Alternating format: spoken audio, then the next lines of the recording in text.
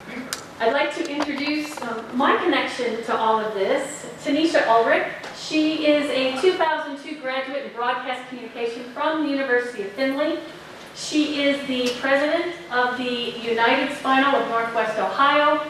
She is also a board member of the Ability Center of Greater Toledo. Okay, get on my words straight. So Tanisha is going to introduce the folks that she brought with her this evening, as well as introduce the video, and then she will lead the questions when we're done here. And just, jump right in, sorry. If you are here for extra credit and you haven't signed the sheet on the left side, on your way out, please just sign that and we'll make sure that your professor gets the note. Okay? Great. Hello, thank you so much for being here tonight. We appreciate everyone and thank you for coming. My name is Tanisha Ulrich. I am a graduate of the University of Findlay Communications Department. Communications was my major. I graduated in 2002. I worked in television for a while in the Toledo area. I'm now a disability advocate, and I'm on the board of United Spinal in Northwest Ohio. I'm on the board of the Ability Center of Greater Toledo, and I called Dr. Montague because I had this great idea for bringing people together and in a safe space where we could all ask some questions and learn a little bit about the reason why we're all here today, which is the media coverage for people with disabilities and the language that is used. So I wanted to make sure I got that right. So I brought my friends with me here today that are also in our group, and I appreciate them coming with me. So,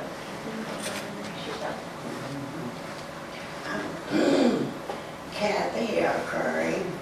I've been injured 26 years from Florida and moved back for family reasons. I'm vice president. I'm on the committee for the Smart Mental. But any question, even if it's not on the topic, feel free, this is your chance. You know, we're up here to guide you and educate you a little bit from a person-to-person aspect instead of audio book or video. So any questions, it's open, nothing's off limit, unless we don't want to answer it. You know? we'll let you know. Yeah. But thank you for coming and being a part of this. Good evening, guys. My name is Gary Peters. I was born with spina bifida, so my disability is lifelong. I'm a two-time graduate of the University of Toledo. My first degree was in just a plain old associate's degree in 1995. I then continued on for the second 2 years at the main campus. Back in those years, the University of Toledo had a plain 2-year school, which was called CompTech in the 90s. They since basically closed that school down, repurposed it, and I moved on in 1996 to complete my bachelor's degree in business administration marketing. So after that, basically, I've been basically a homemaker the better part of my life, taking care of my older brothers. And I eventually got back into athletics in 2016. But 2 years later, Mother Nature basically said that I had to start slowing down. I got injured up in BGSU with rotor cuff injury. So I had to make a decision to dial back, and I eventually, a couple years ago, got acquainted with Tanisha's group at the Eagles up in Maumee, Ohio for United Spinal. That's then led on to another sport that I'm getting into, which has been for like the last 2 years, which would be tennis. Basically over there by my old grade school in South Toledo as well. Basically, the disability that I have is basically, it's a burst effect, but basically in the lumbar part of the spine, when I was born, the nerves were exposed in the lower part, which generally causes certain levels of paralysis and other problems.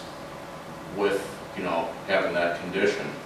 There is no cure for it right now. I mean, but I was born in '71, so now they're getting to the point where they can actually identify it via ultrasound or something like that when you're still in the womb.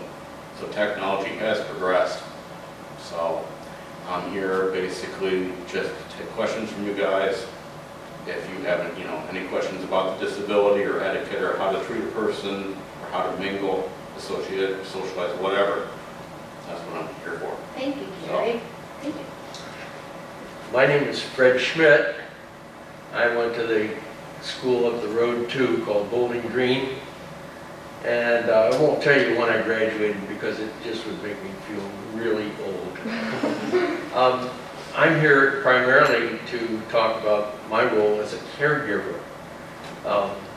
in dealing with people that are disabled and how to talk to them and how to deal with them and what not to do that I've learned in my own experiences. So again, questions are going to be more than welcome, and we'll field any of them that come along. So Thank you. I think it's all yours. Very And good, we're going to watch thank the you. video and then take the questions afterwards. So save them for us and we'll answer them if we can. Great. Thank you. It's about a 55-minute panel discussion. Diane, do you want me to take any more of these slides? Well, let's see what it looks like when we start, and we may want to hit on. Good morning, everyone. My name is Tanisha Ulrich. I'll be serving as moderator today. I'm currently a member of the Ability Center Board. This project was born from a discussion that I was having with Mallory Crooks about a news story that I was a part of. I mentioned to Mallory that a lot of the positive impact that the story had brought was negatively impacted by some of the words, stereotypical words that were used. In the intro, they described me as someone that was wheelchair bound. And that term for me is always hard because my wheelchair, I consider it to be my freedom. And it's freedom to move around, freedom to navigate the world. And everyone makes mistakes. So we're here today to give folks a safe place to learn, ask questions, and form connections for questions that they may have in the future. So that's why we're all here today. And I'd like to start with the first question. The words we choose are so important to how we portray people in the media. So I'd like to ask Katie, please explain the difference between first-person language.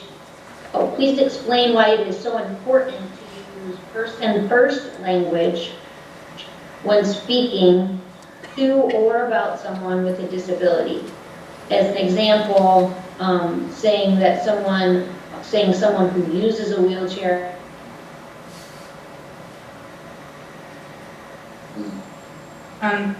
So I think Tanisha froze again, but so long as everybody can hear me, I'll start answering the question. And if she has anything else to add, we can go from there. But hi everyone, I'm Katie. So I am a wheelchair user.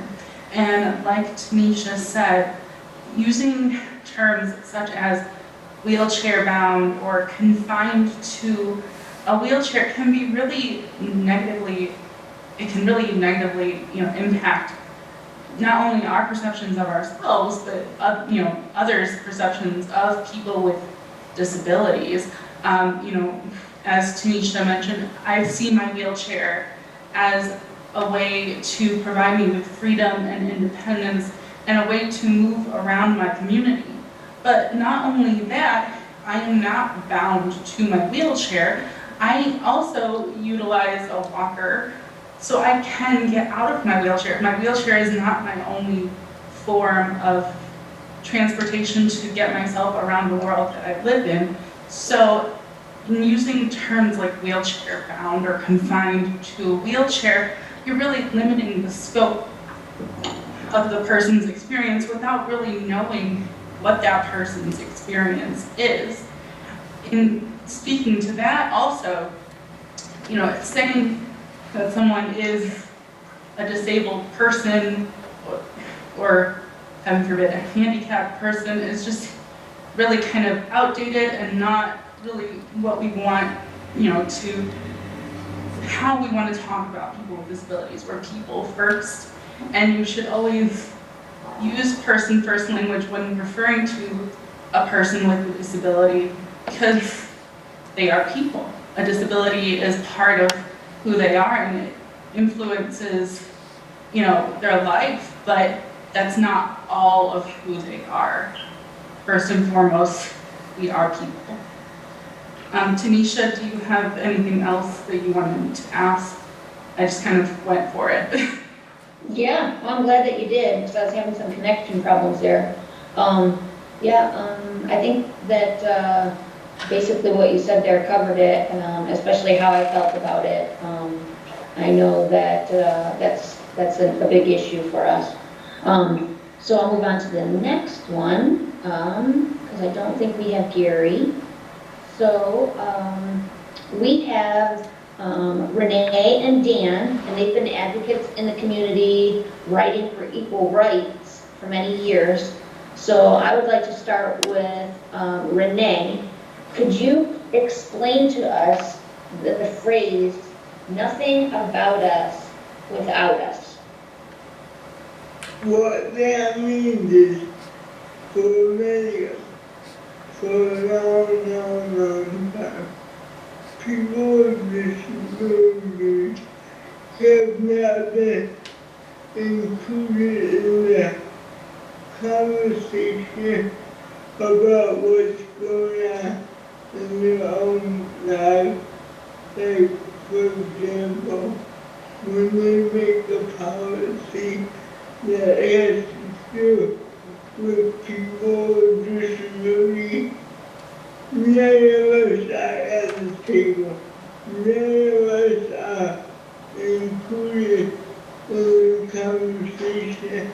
And yet, these are rules and policies that really affect our lives.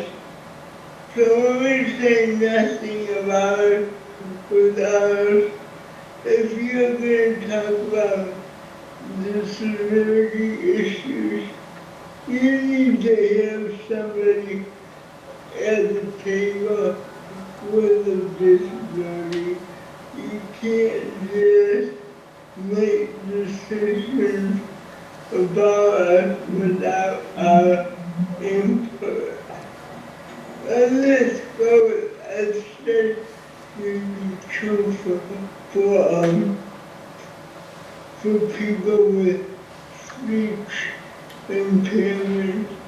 A lot of times we're totally left out because people think we can't communicate. So it's important to include that. Anything else, Tanisha? Yeah, I think that's a great answer. I like what you were saying at the end there about how there's other ways that they can find to communicate if somebody has a speech impairment. There's so many different ways that they could come up with to find creative solutions to bring those people to the table when coming up with legislation, when coming up with anything that affects somebody that has a speech impairment. And so I'd like to turn around and ask Dan the same question, because I know Dan and I, we've talked a little bit about this before. We both really like this, and he was excited about it, and so was I. Nothing about us without us. Please explain that phrase, Dan. It came here in 1994, actually, that phrase, and I brought it here from Iceland, actually. I got it from a gentleman from South Africa. So it is a wonderful phrase, but it really does go back to what we were talking about with person first language and all of that. So much of the way we are referenced or talked to or talked about or have decisions made about us, they're all framed from a perspective of ableist thinking, and that is if you're not living with a disability, all you can do is go on what you think you know. And so what we have are a lot of people out there who hear words like wheelchair bound and confined, and they think that we can't, we shouldn't, we couldn't, and we won't, and all of that stuff, and it's just not true. Historically, there have been many, many people out there living with disabilities that have contributed to where we are as a civilization, and you can just go Google famous people with disabilities, and you'll find all kinds of things, and a lot of people out there that you didn't know were people living with disabilities, but we have this frame of reference as non-disabled people in positions of power, and we can it's based on what we think we know historically, and so we make these decisions that really don't move people with disabilities forward, that don't create welcoming communities and all of that, because we are thinking from outdated misperceptions and old theories on disabilities. So it is really important that you include people with disabilities at the table, because then you get the real deal. You get real issues, real problems, real solutions that are coming from a frame of independent living philosophy. And so those of us who are living with disabilities, we sure have a lot of solutions. I mean, our whole lives are coming up with plan Bs to get around all the plan As that the world puts in front of us in this not yet fully inclusive world. So it is really important to have us at the table giving you real life solutions to the problems that we all face. And so in my mind, nothing about us without us is that voice at the table, as Renee said. And so we have to think about people with disabilities as from a paradigm of high expectation, not low. We have to think that, of course, they can do that. Of course, they have something to say. Of course, they have something to contribute. Of course, they have contributed. We shouldn't be caught up in the incredulousness of success on the part of people with disabilities. We know we're successful. We know what we can do. So invite us to the table. Just like this right here, we're talking to you right now about the best way to include. And when you look at the terminology that Katie and Tanisha started out with, the AP style guide has poo-pooed words like handicap, handy-capable, all those euphemisms, wheelchair bound, all that for 30 years, but yet we still use those words. So it is important that we use our AP style guide and all the stuff that it's telling us about how to reference people with disabilities. Absolutely. I really like what you said about problem solving. What I always say is that in order to be a good problem solver, you have to first have problems. And that's one thing that I really like about getting together with other people that are wheelchair users and that have disabilities, is that there's so many resources and there's so many different things that I always learn from those situations. So just like today, it's a great way for people to find out information and to find some resources like us, where if they don't know, they can ask questions. So yeah, that's great. I think it should be an open invitation to the media that is listening now, that we are available for questions. I think there is no stupid question, as we've always heard.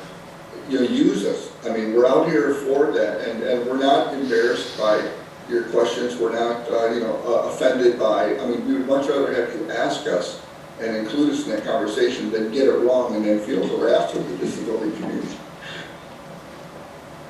Absolutely. Yep, absolutely. I would be more than happy to be a resource for sure. So that open invitation, yep, that's wonderful. And there's so many misconceptions in the media. So I'd like to move on to talk to Angie and Tim. I'd like to ask first, Angie, how do you address people who are nervous to use common phrases around people with disabilities? Such as, did you see that to a blind person, or did you hear about this to a deaf person? Angie, how do you address people who are nervous about those phrases, or who just aren't educated about that or have questions? So I want to kind of piggyback off of what Dan said, is that you know, no question is a bad question. I say it all the time. I lost my sight later in life, and, you know, people, it would be very odd if my friends were to call me and say, you know, oh, did you listen to that movie? Or, you know, things like that. It's okay to use those words. It's okay to say, did you see that? As a matter of fact, I was just talking to a friend of mine. We're not real close, but she's a dear friend.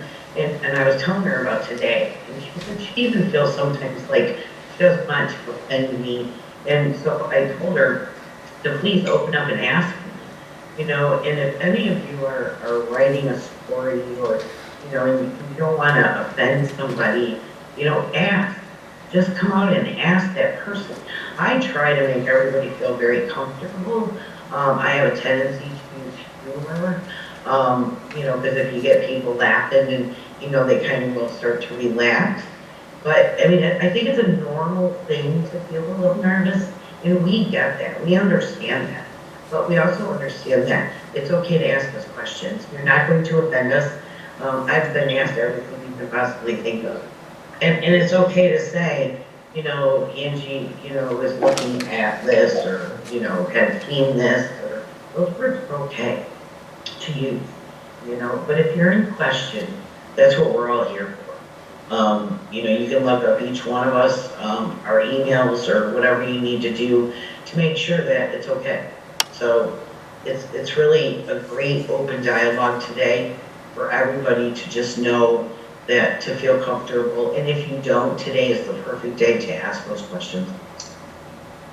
Absolutely. I always am in the same situation where people talk about, like, they'll say something to me like, let's walk over there. And then they look at me like, oh, maybe I shouldn't have said that because I'm a wheelchair user. And then I say, no, that's okay because this is how I walk. So for me personally, that's how I deal with those situations as a wheelchair user. But Tim, could you tell me how you deal with those situations when they arise, when you have people that just use common phrases that are kind of feel nervous about using certain phrases around you? Yeah, I agree with what you said and with what Angie said. I want people to feel comfortable talking with me. I don't want them walking on eggshells. And I think most people, vast majority of people, have good intentions. And it's like anything we don't know. We don't know that we've, you know, stumbled into something until we've stumbled into it. So there's no shame in that. There's no harm in that. There's no embarrassment in that.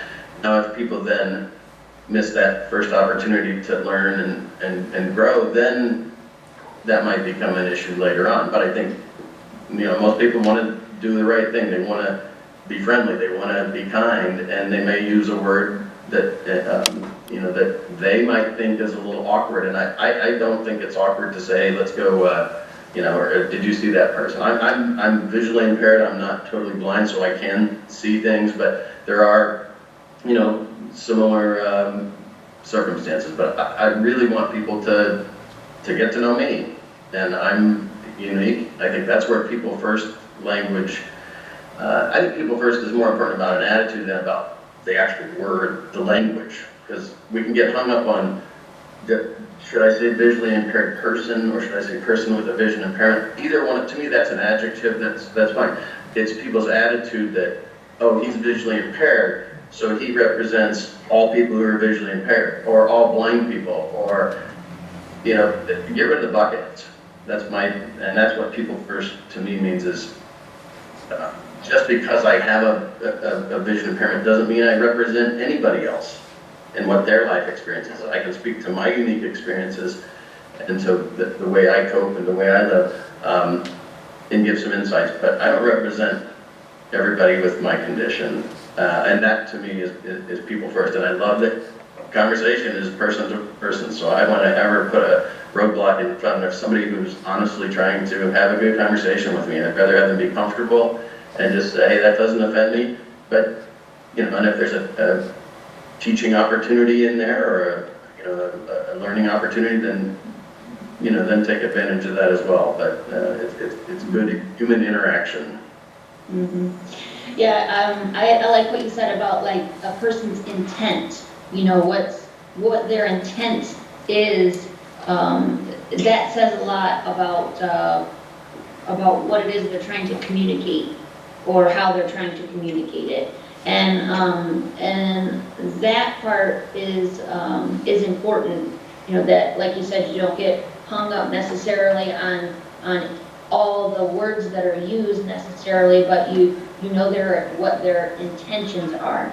And I think a lot of times, like, that intent is kind of driven by their experiences that they've had in the past with people that have some sort of a disability. So like, if they could really kind of see us for as independent people that enjoy life and do things out in the community and see us for who we really are, then I think that could really drive that intent towards a little different way of communicating with us, or a little different way of seeing us, so that then that makes it easier for them to ask questions or not be so nervous around us, things like that. So yeah, that's a great point that you made. I agree. I think when there's a sense of pity, that's when I'm not a big fan of people that before they even know me, there's this, oh, poor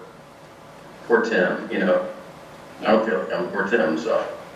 Yeah, exactly. That intent, that what's behind it, what's driving it, that's very important, and that's a very good point. Thank you. So I would like to, let's see, we've got Nate is with us today. And journalists need to be sure that they're telling stories that are authentic to the person and not perpetuating stereotypes. So Nate, you've been interviewed by the media many times. How do you ensure you aren't being stereotyped within the narrative? So is there anything that you can do or that you try to think about when you're being interviewed that helps drive the story in a positive light, instead of being stereotyped? Is there anything in particular that you can think of? Yeah, definitely. Thanks for the question, Tanisha. So the things that immediately come to my mind when I interact with journalists, I think having a baseline with a person-first approach is always a very good idea. And there's a fascinating discussion going on in the chat about person-first versus identity-first language, and I think we can honestly spend an hour having another one of these talking about that with journalists and just getting those perspectives, because it is very important.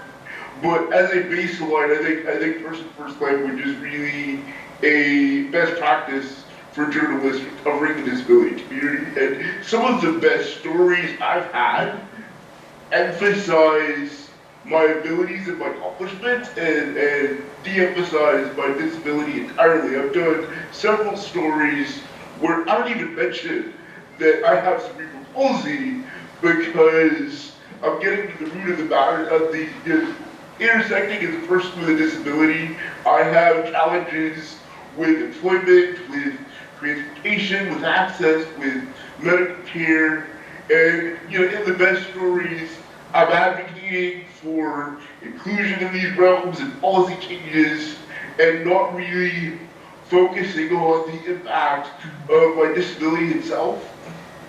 And really, we shouldn't be focusing on disability unless it's absolutely essential to the story being told. And we want to de-emphasize, we don't want to over-sensationalize things that are happening in our lives. Just because we want to be included with everyone else doesn't mean we're magically saints.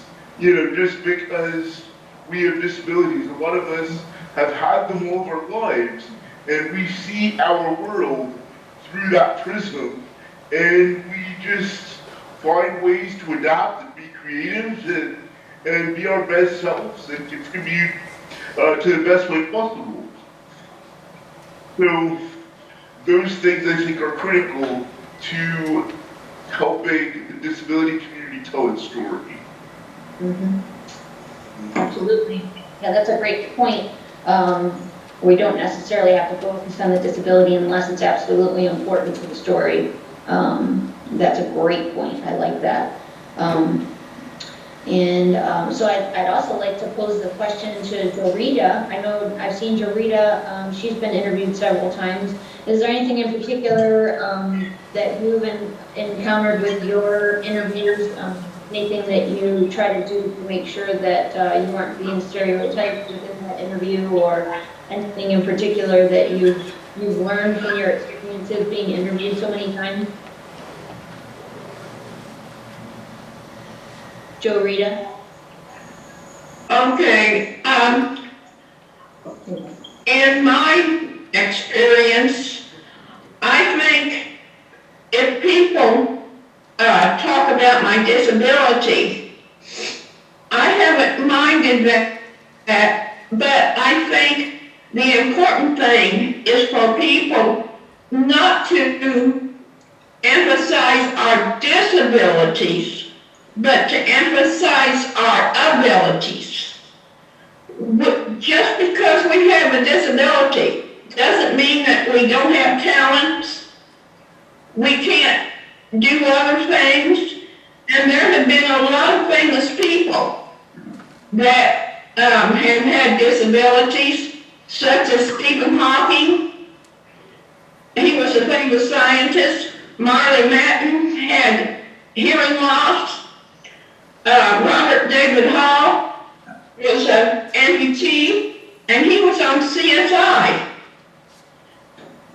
We have the ability to do a lot of special things, and we have talents, and I've encouraged people to focus on my talents and the talents of people that have had disabilities. We are people with a disability. That disability does not define us. I have red hair, but that doesn't make me special. And the fact that I have a disability does not make me special. That's not people first language. I think people need to remember, and the media particularly, that we've made accomplishments, we have dreams and hopes, we've contributed to the community, and we want to be included, just like everyone else. And when we can be seen in that light, I think things will be a lot better for us. Absolutely. Yeah, I like what you said about the disability does not define us, and about how you having red hair does not necessarily define you. Because that's something that everyone can relate to. Everyone has a different color of hair, but that whether they're someone that's able-bodied, for lack of a better word, or somebody that has a disability, that's something everyone can relate to, and that they can all understand that just because we have a certain color hair, it doesn't necessarily define us. So that it was a great point. I really liked that one. So thank you very much for the question, for those answers to my questions. I have a couple more here. Let's see. Social media is a mode to communicate with younger generations. Anna, tell us what apps you use and how you get your information.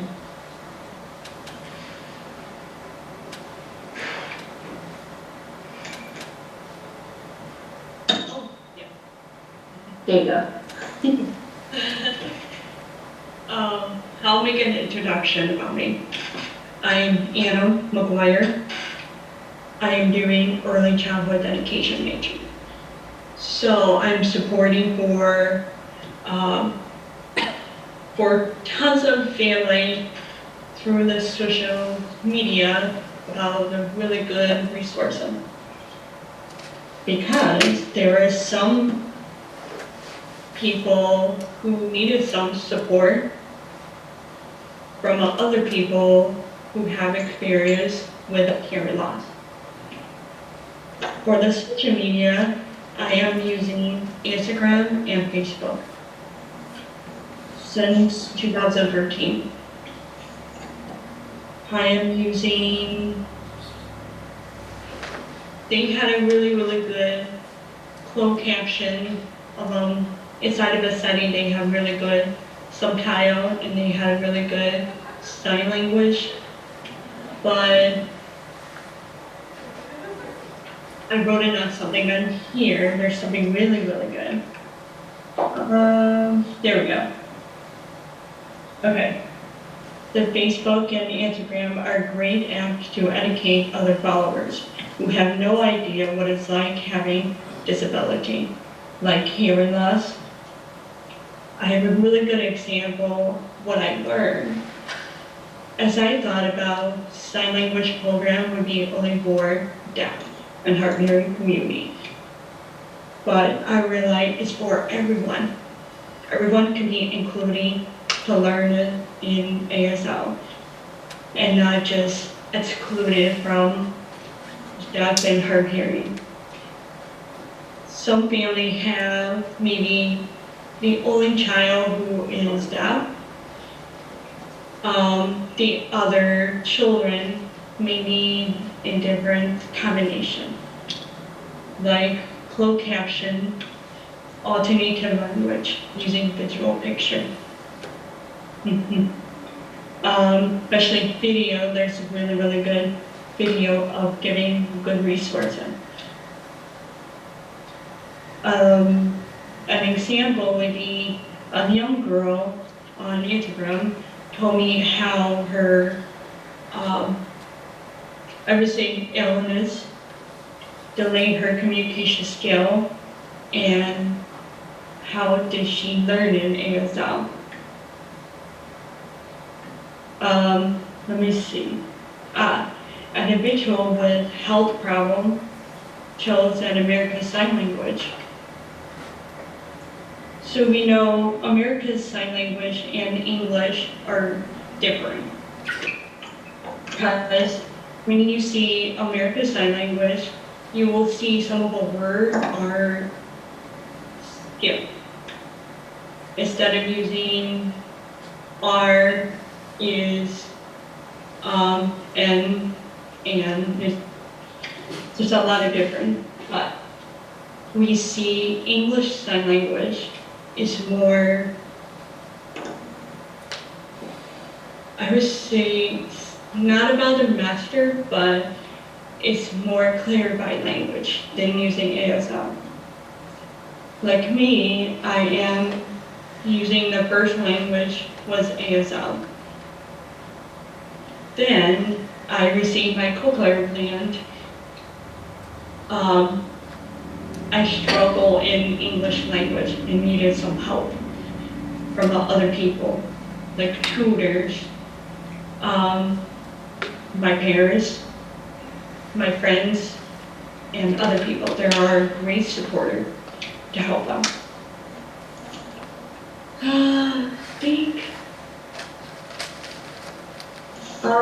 Let me see. So your friends, your family, and the support system you've had have been a big help, and along with some of the apps that you mentioned during the beginning. Yeah. Okay, gotcha. Right. Do you have a really good program for those people with cochlear implants and hearing? You can do hearing practice, hearing with English inside of it. Another thing I like is Google Classroom. I get some help with this one. Okay. Yeah. Okay. Good. Those sound like really good resources. Thank you so much, Anna. I appreciate that. Let's see. We have one more question. Okay. How people are portrayed in the media can impact others' opinions on disability. Jeannie, let's see. Jeannie, yes, sorry. Do you think seeing stories of individuals with Down syndrome How do you think seeing stories of individuals with Down syndrome or autism affects the self-esteem of other kids and adults? Let me repeat that. How do you think seeing stories of individuals with Down syndrome or autism affects the self-esteem of other kids and adults? And when we say stories, we mean like news stories or things that you see on television that has to do with stories about people with Down syndrome or autism.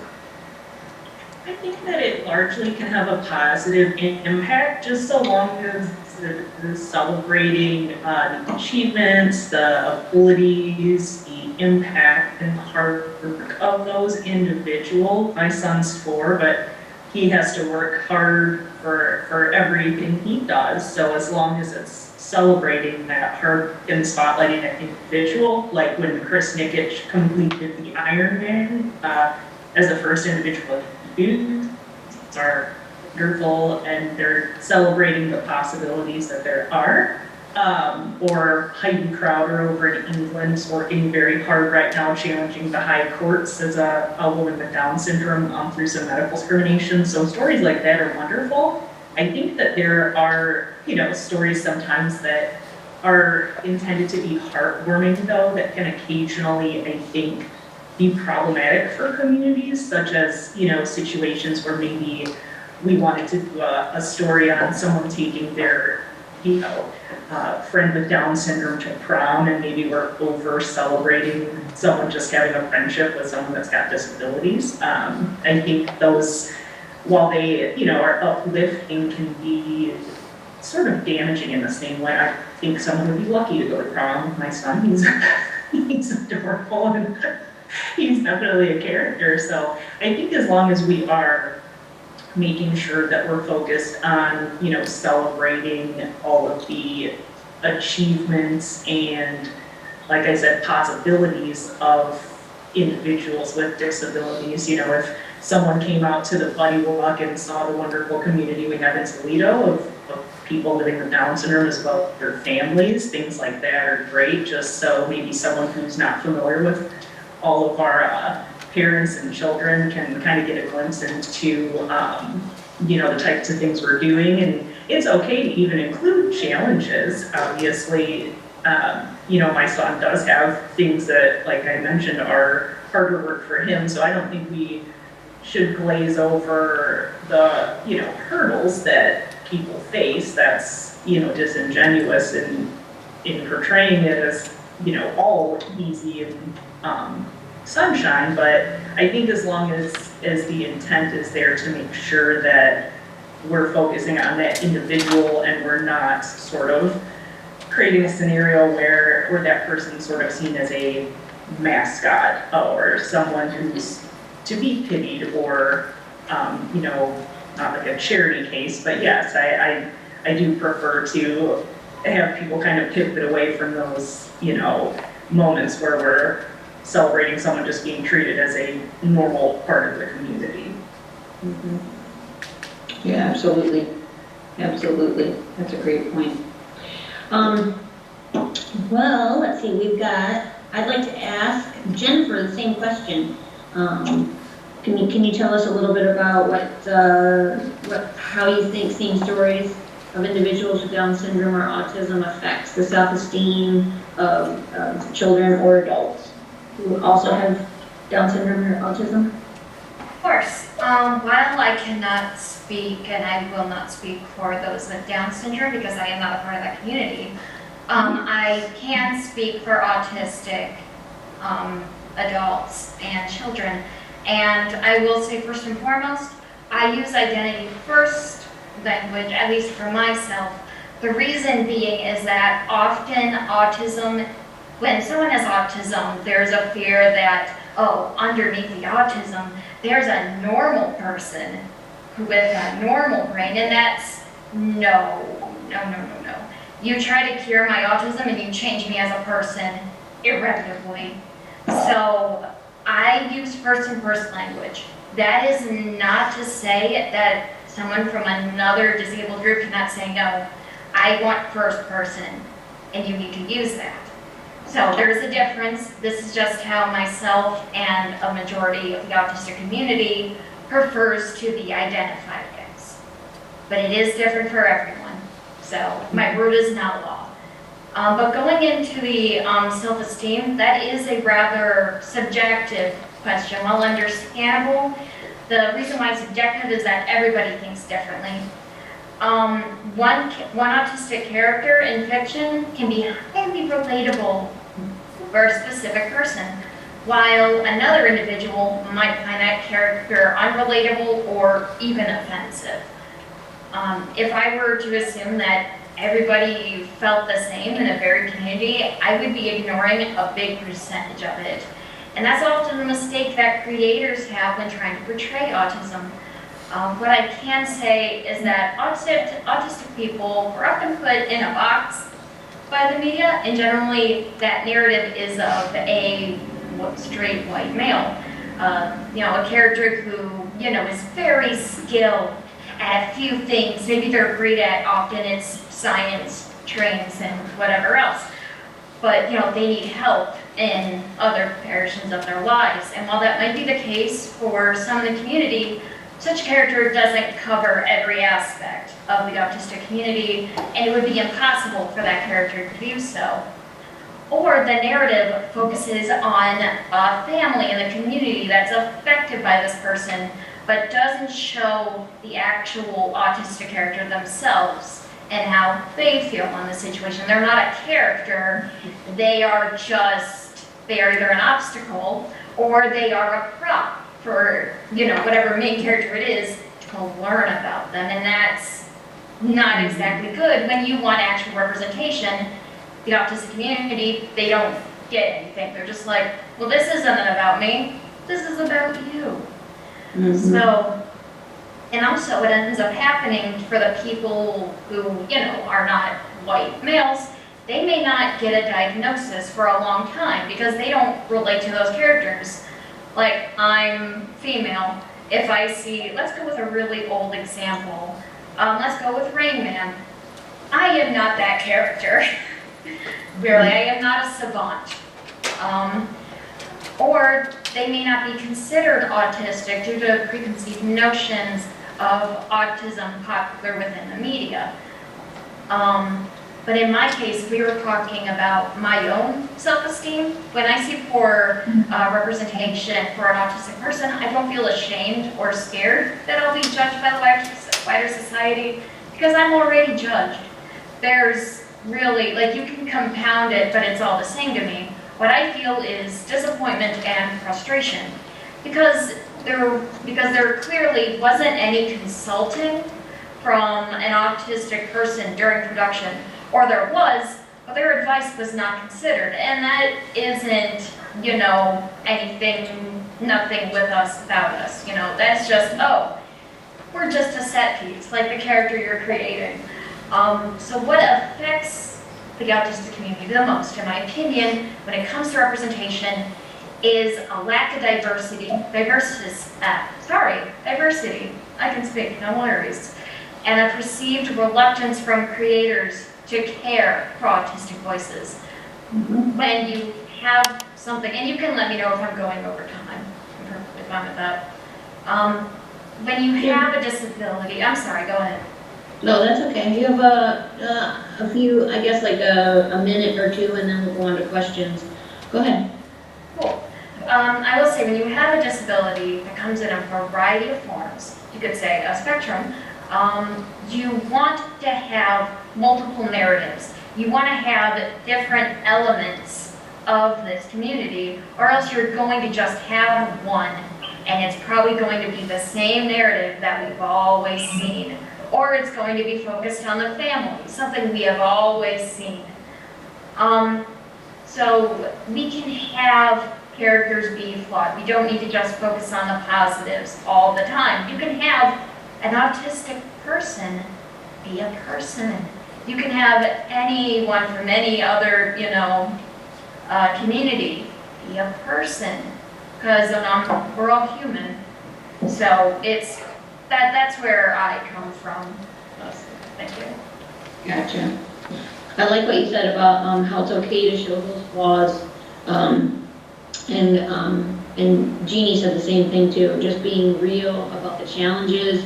It kind of, I think it opens up, it helps us to open other people's eyes about what life is really like, and it gives a whole picture, and it might help their perspective a little bit, help other people to understand a little bit more.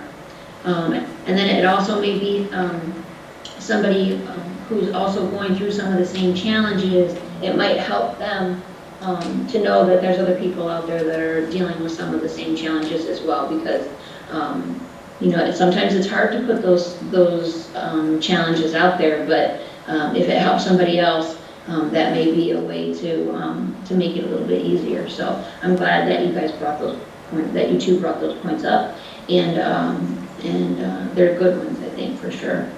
So, all right, well, we have come to the end of our questions.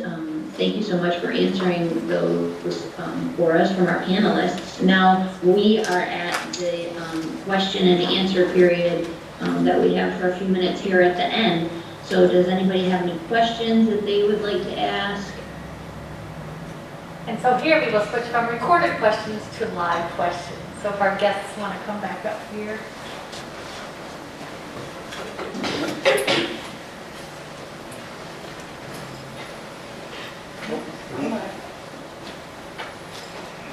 I think the nice thing about that video is that it kind of gives you the broader perspective. There's a lot of different disabilities that are represented in that video. There's a lot of different people with disabilities that are represented in that video.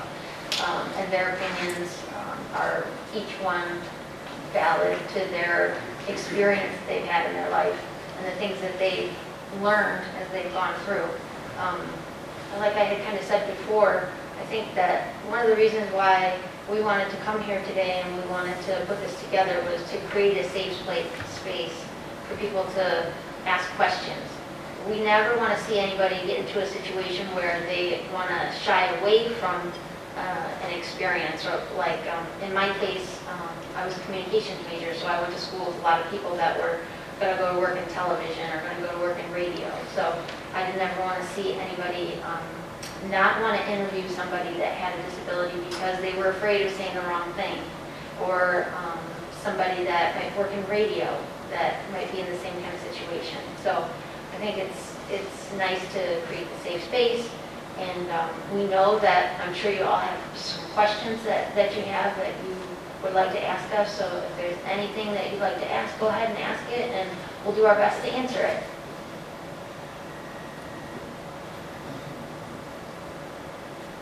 So this part is like actually open for questions? Yes. Okay. Sorry, Ed. So, Yeah. so like, you said you're from Toledo, right? Mm-hmm. What part? Just out of my own curiosity, I guess it doesn't really relate to this, but I'm from Toledo as well, so I just wanted to know. Oh, okay. Well, our group, United Spinal Northwest Ohio, meets in the South Toledo Maumee area. Mm-hmm. So that's where our group is located. I live just south of Toledo. My husband and I live in the, it's a Bowling Green address actually, so it's Wood County, and so it's not technically Toledo, but it's Wood County, Bowling Green. My high school is in Wood County, so. And you live I live in North And I'm basically, if you guys know where Franklin Park Mall is, I'm basically like 3 blocks away from Lycan and Secor. So that big Kroger store and the Best Buy over there in Junction City, I'm like, I can see the Kroger and the Best Buy basically out my back door. So it's full of traffic, but it's convenient. I'm from the same place that she's from because she's my wife. County Bowling Green. Ouija is really coming a long ways with their sidewalks and get to the city park. They're doing tremendous work with that, for uses any kind of collar chair or manual. Yeah, that's one of the things that I thought would be really important about moving to a new place. So we've recently thinking about moving into another house, and finding some place that's accessible is one of the number one things. In a town or in a home, number one, but definitely in a town. So, yeah. But I used to live in Findlay, so moved in 2004. Yes. So, nothing about us without us. What are like some, what are some decisions and policies that have been made that have like negatively affected you, or just like not been as accommodating as you would have liked? The restrooms, they have a little mirror out there for wheelchairs, but they never follow the guidelines, because you'll get underneath the sink, but you can't reach the soap, or you can reach the soap, you can't reach the paper towels. The doors go into out. I got caught in the bathrooms because I had a fold-up chair. And that's the only reason why I got out of that bathroom, was I had to go sideways because the doors go in. And people making those decisions, they don't know unless you start talking about it. Get on the social media, get somebody in there and take a video of it. People will eat that stuff up. And that's the only way we're going to change accessibility, is with the media and social media. Because everybody's scared to talk about this. Like you want to catch something. I've had kids are playing my wheelchair. Get out of that wheelchair, you'll end up in one. That's, you just gotta be educated. If you can educate one person, you're worth it. I've been part of our parent group, United Spinal Association. They have something that's called a roll on Capitol Hill, and so we've gone to Washington, and it's been kind of interesting to see. We've had some like discussions with some people that were making some of the rules, and some of the people that we talked to, I don't think that when we first started to talk to them, they would hear us and hear what we had to say, but that we had to kind of put that personal spin on it, that personal side to it, to kind of let them know where we were coming from, some of the things that we had actually encountered while we were out in life. I really like those stories where I see that they have a challenge where they ask people to use a wheelchair for the day, and so they have to like navigate and see what that's actually like. I think that's kind of what Kathy was saying, like when you go into the restrooms, and that's one place where sometimes we have an issue getting around, and when you go out and try to see where the curb cutouts are, or try to find something like that, it's a challenge. And that's always interesting to see, and I'm always happy to see when they challenge somebody to get into a wheelchair for the day. We, in our trips to Washington, when we would all be in a row going down to Capitol Hill, I think we made a big impact, and I hope that we did. I hope just being there and telling our story was open their eyes to see that we're here, and we'd like to see at the table, and we'd like to be brought into the conversation. Any other questions? Yes. I can get your name. What's your name? In the Here. orange shirt. Will you elaborate more about the sports that you're in? Oh, okay. Well, I was retired for a long time. I got out of it when I started back to UT back in '92. I'm a '90 graduate in Toledo at Rogers High School. And I went back to school in '92, but I was involved from basically, I started out actually really early, like about from like my 10th year of age up until around 22 years old, something like that. But it came to a situation where, because I was going to ComTech, which was formerly UT's 2-year school, and I was going to main campus basically from '96 until '98 till I got done with that, I was taking Target, you know, their public transit. And with the devices that I had, you know, for sports, I mean, the public buses, you know, they're only made so wide. So hence, you know, you couldn't really put, I was deep into road racing back then with the racing chairs, doing 5 and 10Ks, and I did as much as a half marathon. But it's very hard to get one of those kind of contraptions onto a public transit bus, so I kind of, you know, gave it up for a long time and just concentrated on the studies over there, and then, you know, got the 2-year, then the 4-year degree, because what I was actually into, I was actually kind of weird. I went to a 2-year school first because I was kind of like, well, let's get a taster of how university life is. And then after I got done from there with a 3.0, I figured, well, we got to complete it. So that's when I completed it over there with a bachelor's degree. Now, as far as like, I came back into it back in '16, and I was playing actually right up the road here in Bowling Green, disabled ice hockey. And the way that's done is you play basically from sleds. You guys all know what hockey sticks are, right? Well, basically you cut those things in half, and on the bottom side, they give you picks on the bottom. So it's like a cross-country ski motion from a sitting position from a sled that you use to propel, okay? All the other rules are basically the same, but the only difference being, instead of stand-up hockey, your head height's probably, you know, not much more than that, because you're sitting in a sled on the ice. I played for about 2 years, and then that's when I took a check into the wall and, you know, went down, but then I went to go lift myself back up, and that's, you know, that's when it went, and I lost about 16 months. Because what had happened was, well, an hour and a half surgery, what they don't tell you is how long it takes to heal. It was arthroscopically done, and so a lot of people don't think twice about a rotor cuff surgery because you can walk around. I was actually, for about 6 or 7 months, I couldn't, you know, I only had one working limb because, you know, my legs worked somewhat, but not a lot, okay?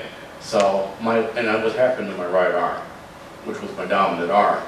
So, you know, like I said, 6, 7 months later, I could resume normal activity, but the doctor wouldn't release me to sports until, you know, almost a whole year after the surgery. So, anyway, after that had happened, I got with United Spinal, and then a club opened up, a tennis club, opened up a program for us over there in South Toledo by my old grade school, and I've been part of that basically ever since. I mean, because basically the doctor was worried about me at that point doing any kind of an activity where I was at risk for falling. That's 9 times out of 10, that's how people are going to get injured. You know, he actually went further. He kind of was leery about you getting into anything contact-wise. And tennis is about the furthest thing away from a contact sport that you can get. Yeah, I play wheelchair tennis too. Yeah. In that same group. We have chairs that have wheels that have a canter. Camber. So it's out at an angle, and then there's a wheel that goes out the back so we can serve without worrying about flipping over. So. And those devices too, you gotta, you know, if you're to transport one, well, you need a pretty roomy vehicle because, like I told you guys back in the 90s, the problem is with basketball and tennis chairs, you know, the sport chairs, these kind of chairs that we're all in right now, it's what they used back in the 80s when I was growing up for sports, everything. But now that everything's so customized per sport, a lot of these tennis chairs, you know, you're talking a camber with the chair is basically anywhere from 30 to 40 inches wide. And so a lot of your doorways, you can't do it. I mean, I'll put it to you this way, if my chair was fully assembled, I couldn't get it through my front door of my house. Or, you know, get it into the van. Well, I could take it in through the back, but it won't make a typical doorway because ADA code is like 32 inches. So you have to literally pop the wheels off, and that facility that we're going to every Friday night, they had to actually make a path for us so we could go down to a service door down on the plane, you know, because basically the place is in a valley. So they had to make a path for us to go down to the bottom to the plane surface so we could get in there. Okay, because if you came in the main entrance, you had to go down a flight of steps, and, you know, that's when the building had to, you know, change. I have a question for you. Yeah. The probably thinking what the chamber does, the further your wheels are tilted out, the quicker you can turn with less effort.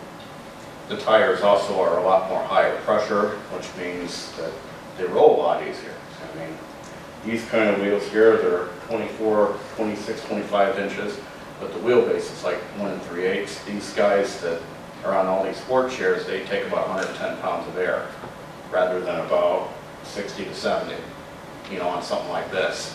I know that. Oh, you got solids? That's right.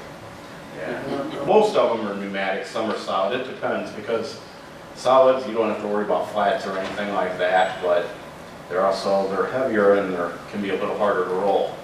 So, you know, it's a compromise. So your organization, who was able to like attend your meetings? Not like, as in like, able-bodied people and like people with a disability, but like age range. Like, is it only for like adults like you, or is it like for like who is able to come to your meetings, I guess? It's pretty much open.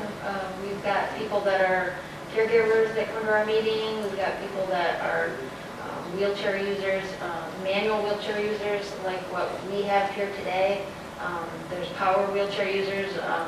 We've got one person that comes that she's got CP, cerebral palsy, and she uses crutches. And sometimes she uses crutches, sometimes she uses a wheelchair. But it's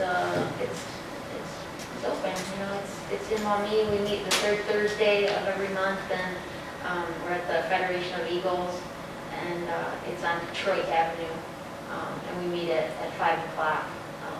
And we've got some information here that's got some information about our chapter, and there's some disability etiquette things that are on there as well. So I think we've got a really good thing with our group, and we get out and we do things like this, but we also like support one another.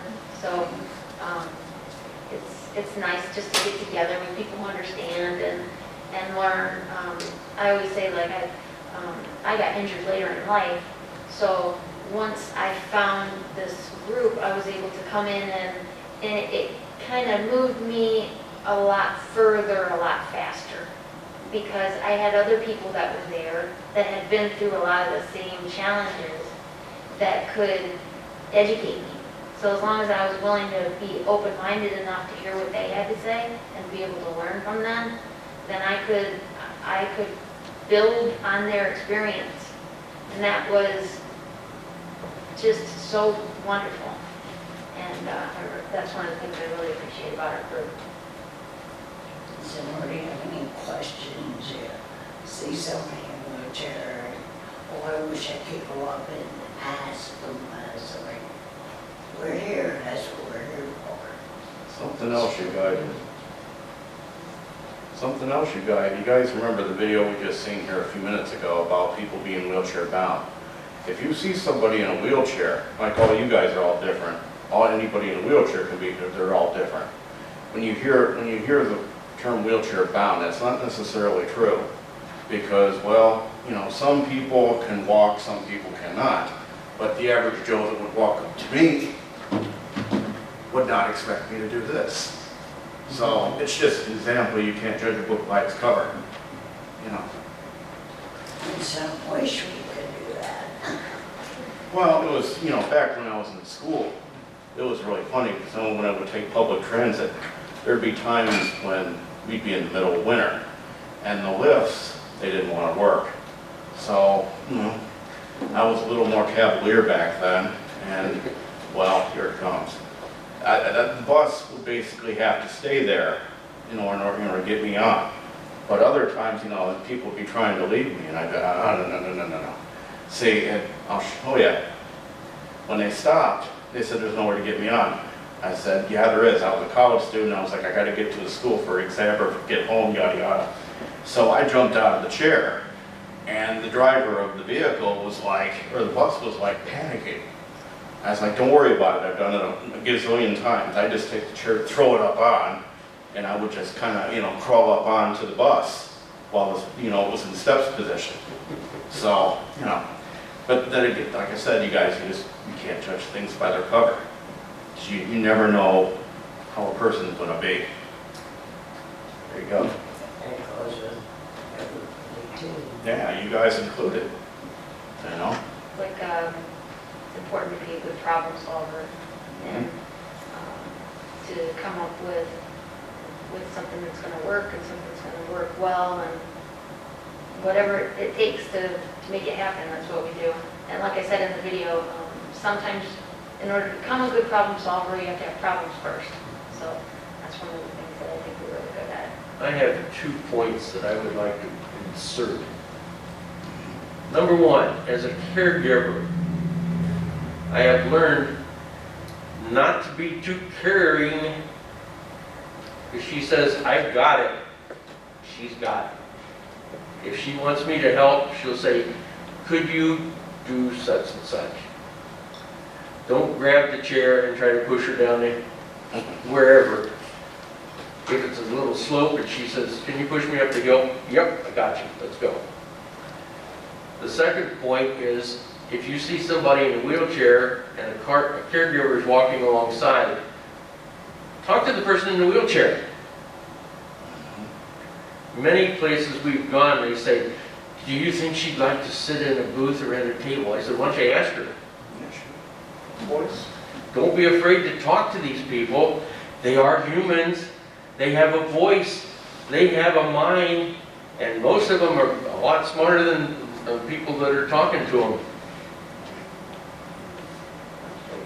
Today, we were just going to a doctor's appointment, and there was a lady that was coming out of the doctor's appointment, and she had a cane. She was walking with her cane, and as I was crossing the street, I had just gotten out of the car, we were going across, and she looked at me and she said, look, she looked at me, and then she looked at my chair, and she said, that's a lot worse than a cane.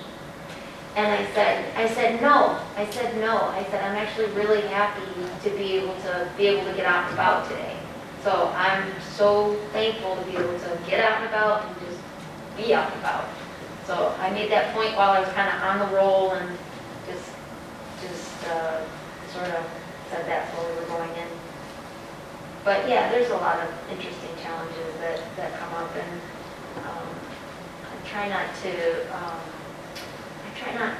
get too bitter about it. I try not to get upset at everyone about it. And there are times that I do get upset because I'm not perfect. There's the other side of that coin. But for the most part, there's yeah, I'm getting back. Yeah. So there's a lot to learn, that's for sure. Yeah. So what's something that all three of you enjoy about, like, what's one thing you all enjoy doing in a wheelchair? Being out in it. I like going downhill a lot more than I do going uphill.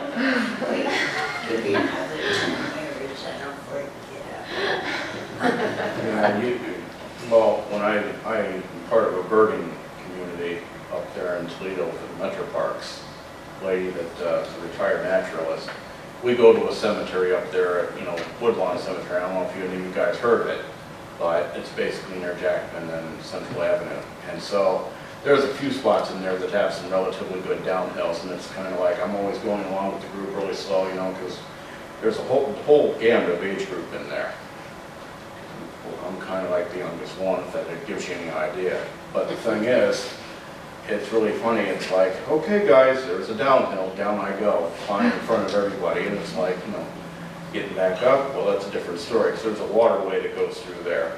And, you know, whatever goes down's got to come back up after the bridge. The water's usually the lowest point, so I'm kind of like, okay, you guys, bye. They're catching up about, 5, 10, 7 minutes later. I'm like, what took you guys so long? But, yeah. Call it wheelchair Baja, if you will. Just as long as the front wheels don't decide to flutter too horribly bad, you're not having kissed any concrete or anything like that. I always tell people I'm happier now that I've experienced and lived with the disability that I have, because it could be a lot worse. When I woke up with, okay, these are the cards I know, let's play. So I went through my morning and being better, and I think I was put on this earth to make people smile, and, they say you're such an inspiration. I'm like, I'm just doing, that's me. I'm just sitting down doing it now. My voice is different. I should have been dead in 95, but every minute of the day is, if I could get somebody to learn something about us, if it takes me to do it, laugh about it and quit being so serious, because we're human. That's what got me through, is because I know who I am now. At 30, when I got in my accident, I had no clue, no future, no nothing, but this shaping in who I am today. I'm strong, just like my name, Kathy. Courage, attitude, therapy, or independence. That's me, Kathy. That's my goal, is to make everybody else happy. And people, they're whining because their wrist hurts. I try to say, hey, you could be sitting here and really have a problem. Just humor out of that negativity. And if more people is more positive, stuff that comes out of their mouth, the world would be such a better place. I kind of will add on to you, Kathy. The thing is, it's human nature to be afraid of something you don't understand, okay? But my take on that is, and I'll spin it right back at any able-bodied person, I'll say, well, all you able-bodied guys are different from one another. So what's the big deal? We're just a little more physically different from y'all. So, but it is human nature. People don't like to approach anything they don't understand. That's just the way, it's always been that way. And, if you etiquette, and, calling people certain level of disability. When I was growing up, the term was handicapped, okay?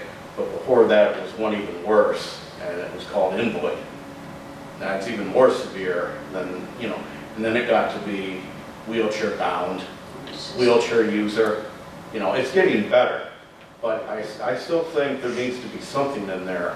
Wheelchair user, and I don't really care too much about it. I guess I'm a little older and I'm a little more thicker skinned. I've been around it.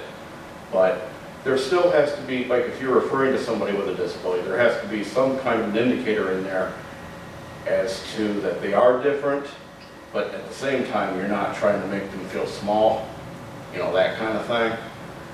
So wheelchair user is actually fine for me.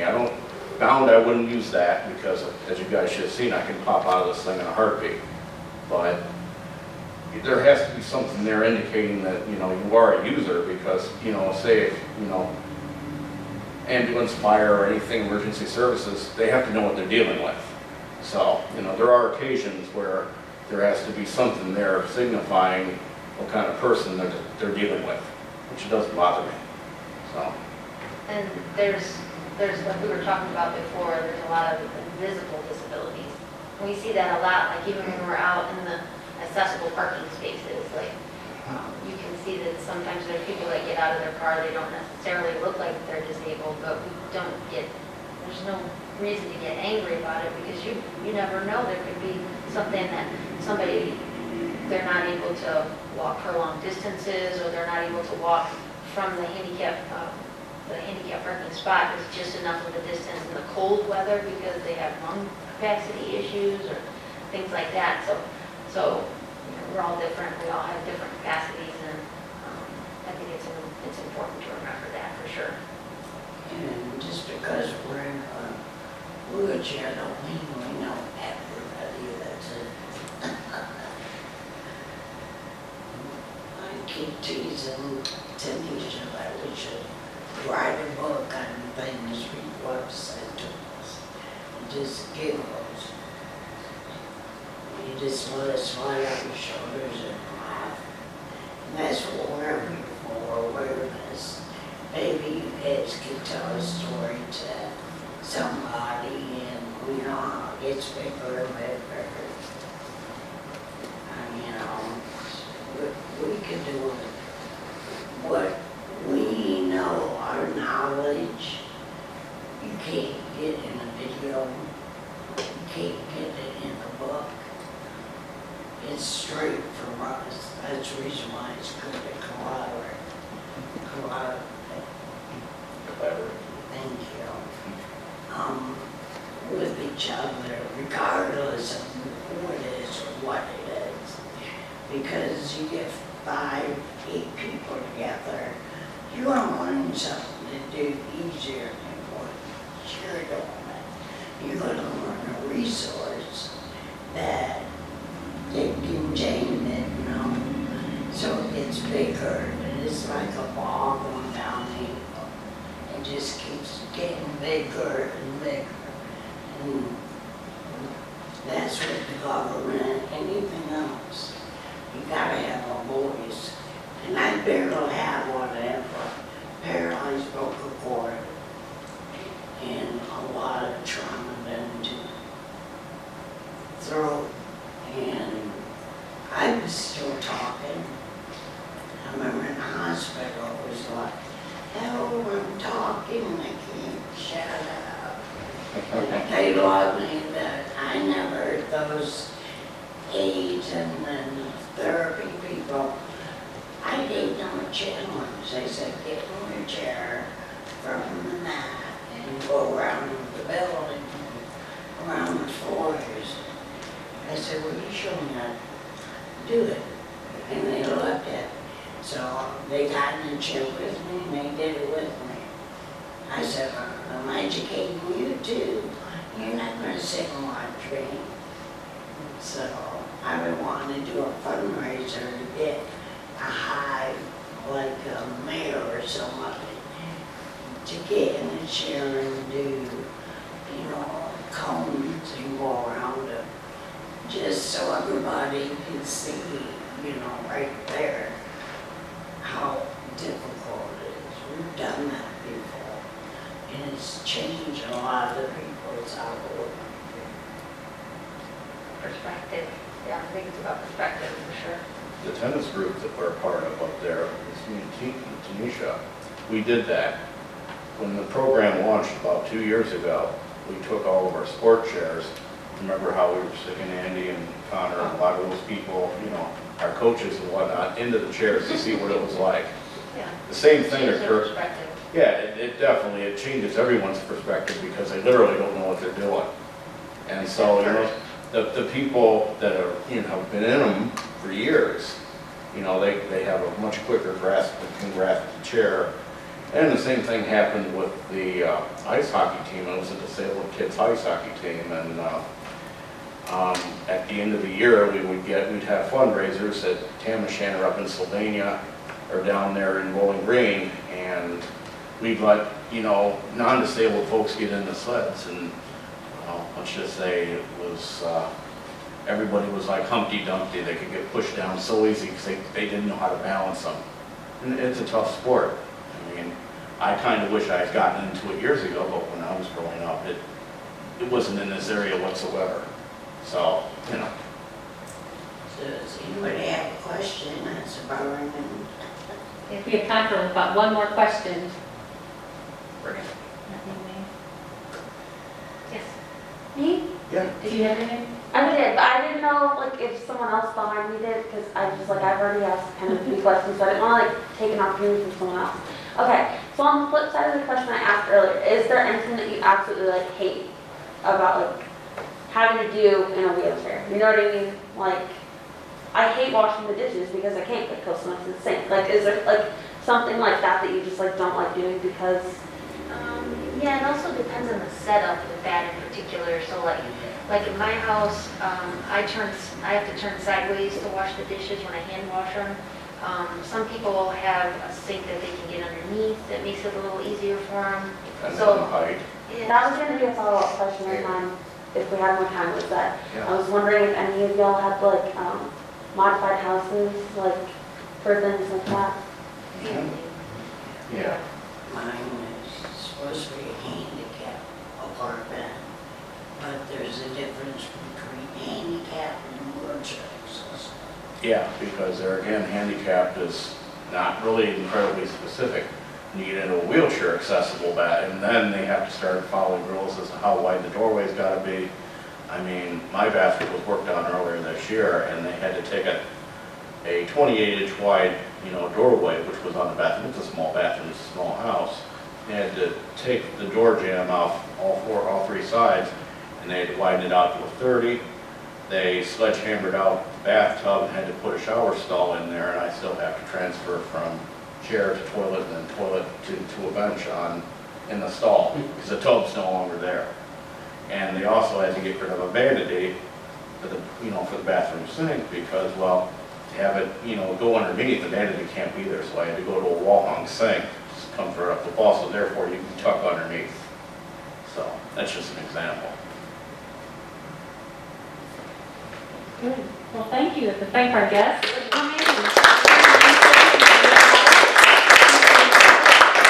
If you have any other burning questions on your way out,